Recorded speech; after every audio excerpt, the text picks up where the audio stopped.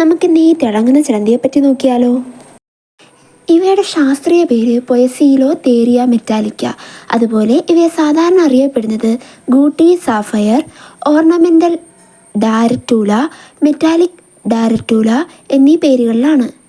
ഇവ ഗുരുതര വംശനാശ ഭീഷണി നേരിടുന്നവയാണ്. അതുകൊണ്ട് തന്നെ ഇവയെ IUCN റെഡ് ലിസ്റ്റിൽ ഉൾപ്പെടുത്തിയിട്ടുണ്ട്.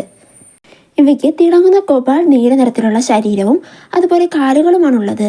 കാലുകളിൽ മഞ്ഞപ്പാടുകളും ഉദരത്തിൽ വെളുത്ത അല്ലെങ്കിൽ ചാരനിറത്തിലുള്ള പാടുകളും കാണാം. പെൺജീവികൾ ആൺജീവികളെക്കാൾ വലുതാണ്. രാത്രിയിലാണ് കൂടുതലും സജീവം. പ്രധാനമായും കീടങ്ങൾ, ചെറിയ ജീവികൾ എന്നിവയാണ് ഇവ ഭക്ഷണമാക്കാറുള്ളത്.